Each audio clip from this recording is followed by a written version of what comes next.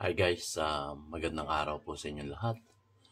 Araw ng Huwebes ngayon, umaga. Tinanghali ako ng gising. Alas 8 na ng umaga. So, yun nga, napablog lang po ako ng maaga dahil hindi ko masabi kung ang panaginip ko ay maganda o masama. So, ikukwento ko sa inyo yung aking mga panaginip kagabi. Ganito po yun nagsimula. At bago ako magsisimula ay maraming salamat po sa aking mga viewers at lalong-lalo na sa aking mga subscriber at mga bagong subscriber na patuloy na sumusuporta sa ating YouTube channel DIY KKB Informative. So, simulan na po natin ang aking panaginip.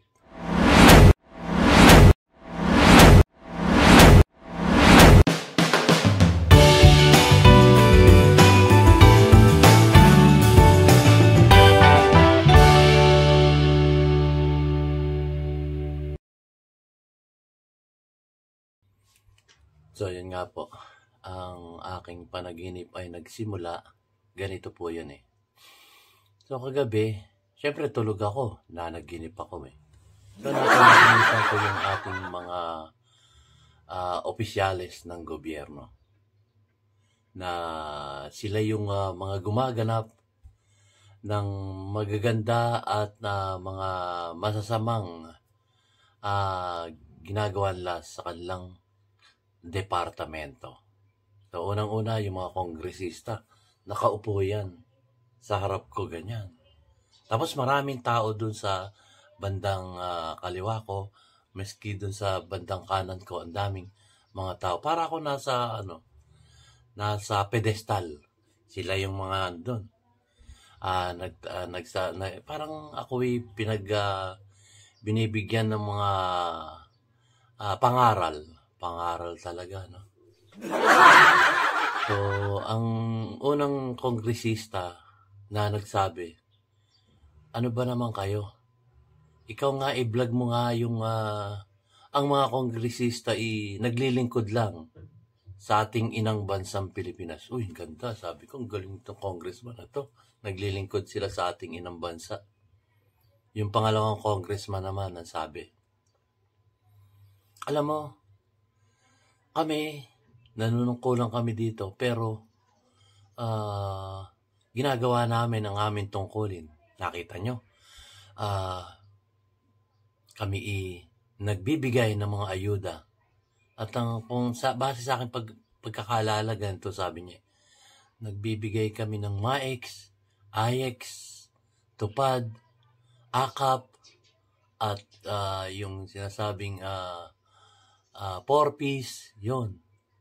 Sabi ko, oo nga, maganda, nakakatulong to sa ating inang bansa. Yung pagtulong nila sa ating maliit at mahihirap na mamayang Pilipino dito sa ating inang bansa. Ngayon, tumindig naman tong si Congressman 3. Tama yung mga tinura ng aking mga kasamahang kongresista, DIY KKB Informative. Kaya kayo, dapat magbigay kayo ng tamang tax at magbayad kayo ng tamang tax sa takdang araw. So, pasok naman itong CEO. Sabi ko, na naman, bayad kami ng tax kasi obligasyon natin yun sa ating inang bansang Pilipinas. Tayo ngayon si Congressman 4. Oo, yung mga tax nyo ay aming ginagamit yan para dun sa tinura ng aming isang kongresista, pagtulong sa mahihirap na mamayang Pilipino dito sa ating inang bansang Pilipinas. Yung mga ayu-ayudo na yan, inyong ang pera yan, pero binabalik namin sa inyo. Sabi ko, oo nga, napakamot ako, oo nga. Ginagawa nga nila yung kanilang tungkulin. Tayo si Congressman number 5. Ito po ayon sa aking panaginip. Sa panaginip ko, kagigising ko nga lang. Nagsalamin na nga ako, baka kasi may muta pa ako. May morning glory pa ako. So, si Congressman 5, pay your taxes on time. March na, bayaran na ng tax, ha? Huwag kayong makakalimot. Yung pa sabi niya. Tapos tayo yun si Congressman Six. Ayon po ito sa panaginip ko, ha. Oo, sabi niya gano'n. Tama yung mga aking kasamang kongresista. Kami may mga proyekto na ginagamit yung inyong tax. Para na sa gano'n, makapagpagawa kami ng di umano ay mga kalsada na mga low quality.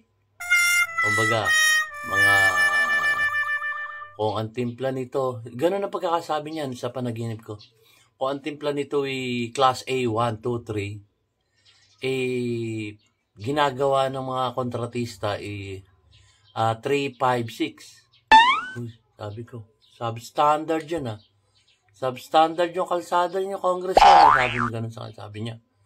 Hindi substandard yun. Di umano, sabi nga niya, paano naman yung 30% namin? Pinakontrata namin yan.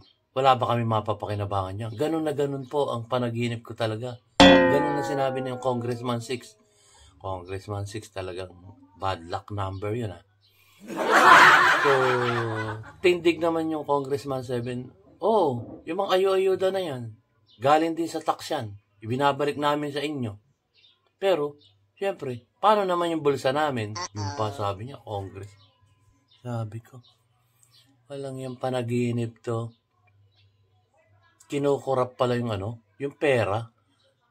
Pero mo, MAEX, IX, Tupad, at ang latest ngayon, AKAP, at yung mga 4Ps, at hindi ko pa maintindihan sinasabi nilang iba.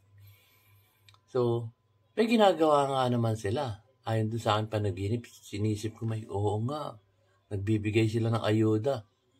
Oo nga, nagpapagawa sila ng substandard na kalsada kahit na kahit na ito ay substandard, nakakatulong pa rin sa atin.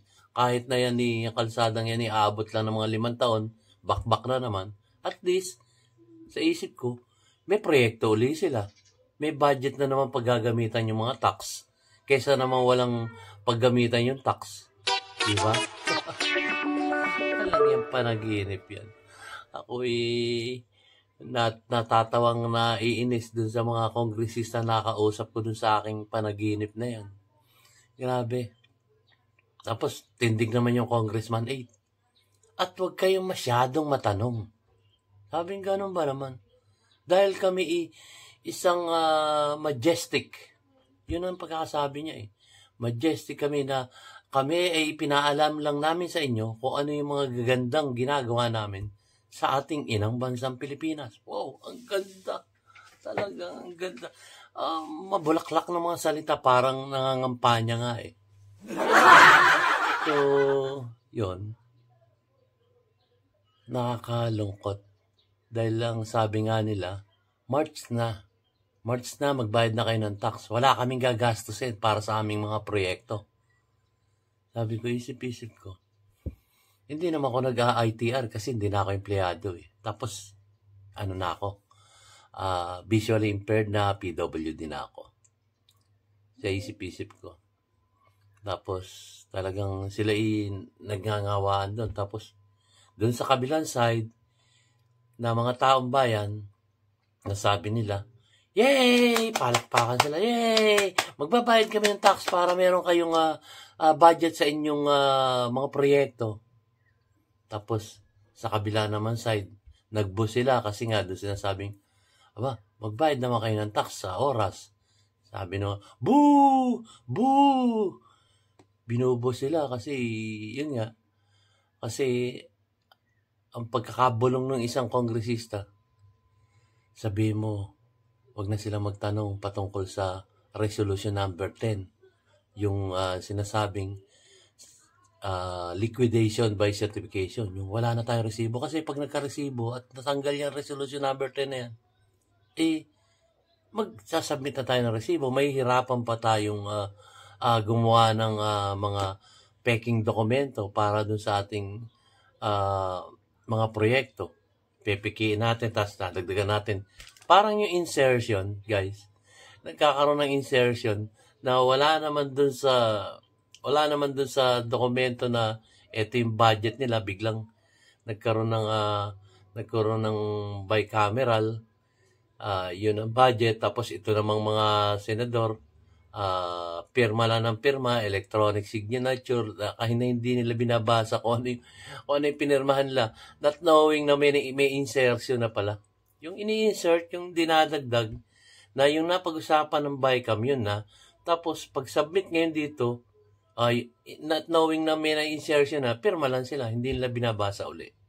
Yun ang mabigat. Ayon yun sa aking panaginip ha. Yung kasi mga bulong-bulungan, nakikinig lang ako doon sa mga kwentuhan doon sa mga kongresista. At doon sa kabilang side, palakpakan. Umusuporta doon sa mga kongresista kahit na corrupt. Doon sa kabila naman, nagbubu kasi nga, hindi sila ayon doon. Kasi parang may nalalaman silang yung mga tanong nila hindi nasasagot. Di ba? So, nakakalungkot yung aking panaginip na yan talagang di umano ay lumalabas doon sa aking panaginip.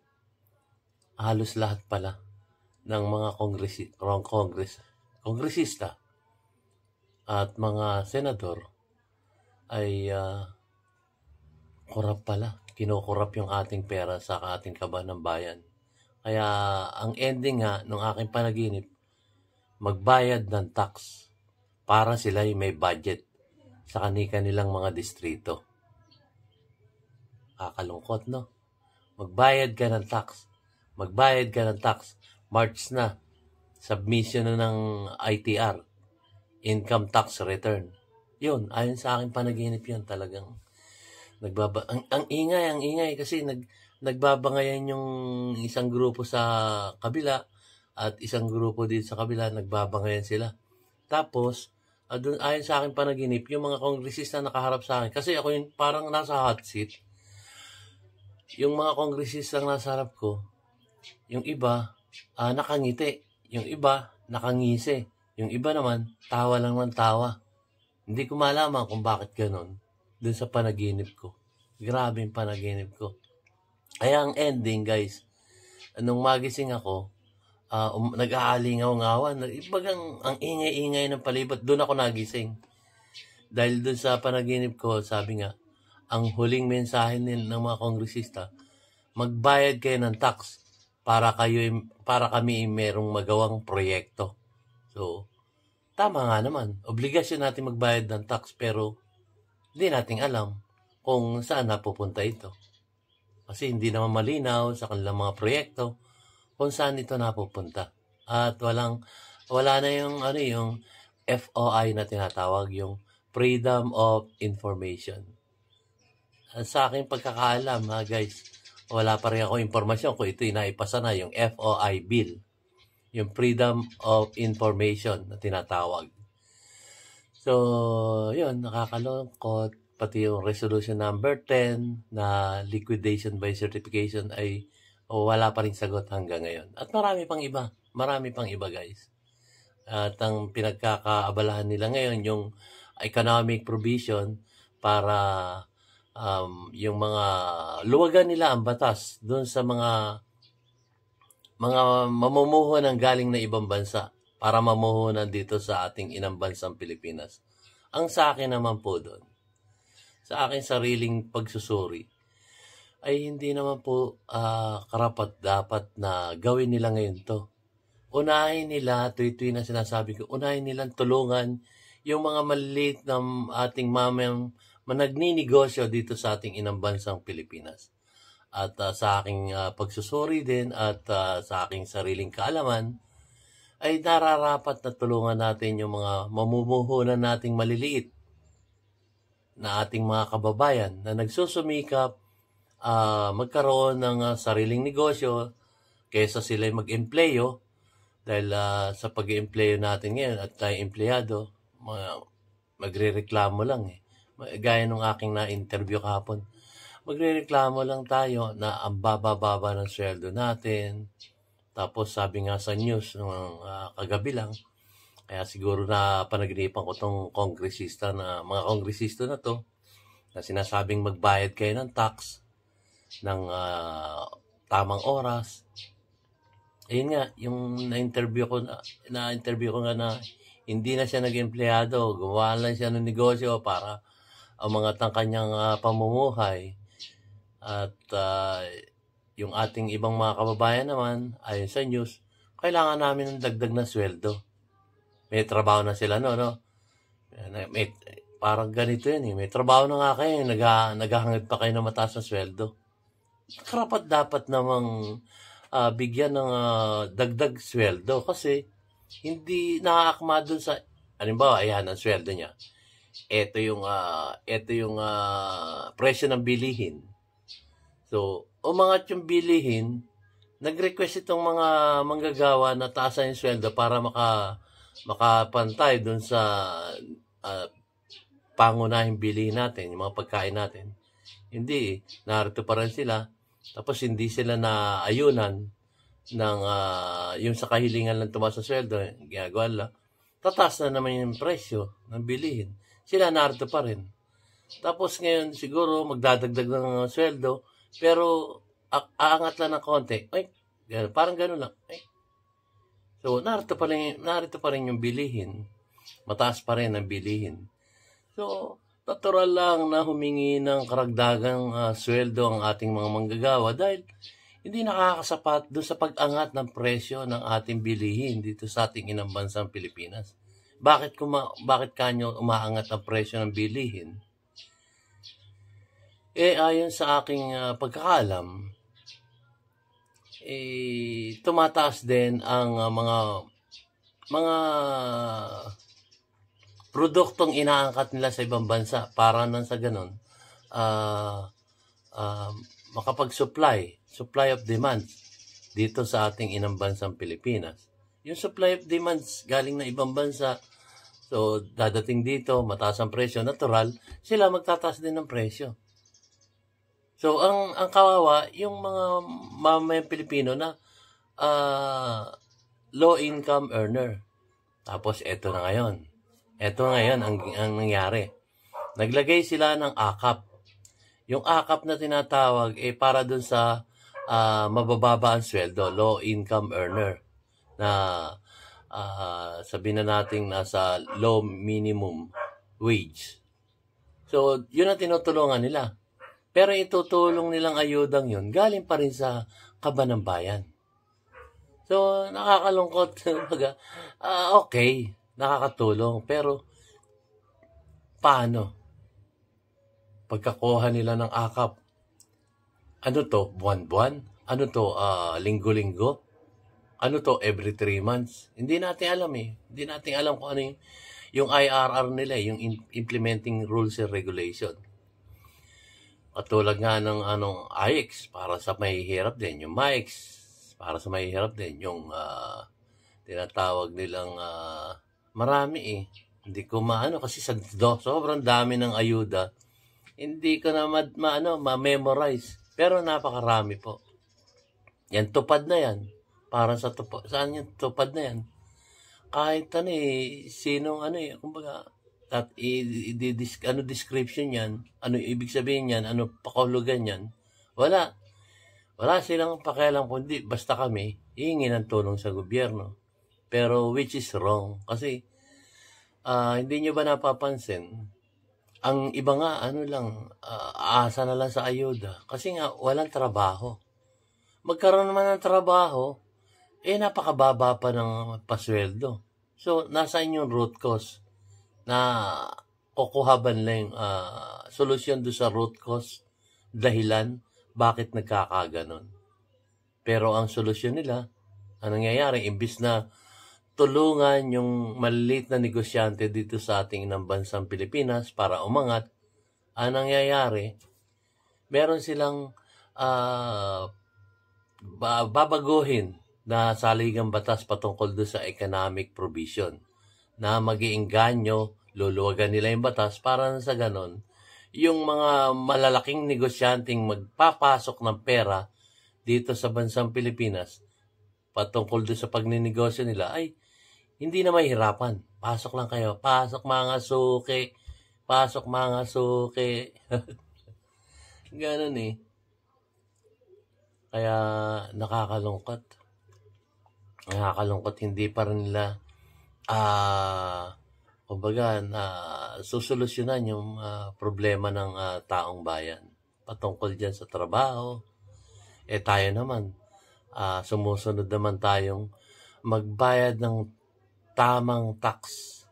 Magbayad, lalo na tayong malilit na mamamayang Pilipino.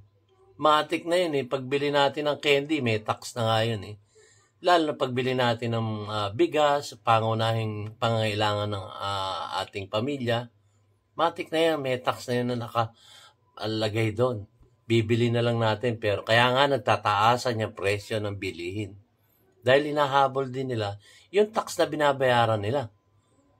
Diba? Kagaya nga ng sinabi ni Sir Dado, ang kanyang brilliant mind na sinasabing, kumbaga, pag tinanim ng mga magsasaka, yung mga pangunahing produkto, kagaya ng gulay,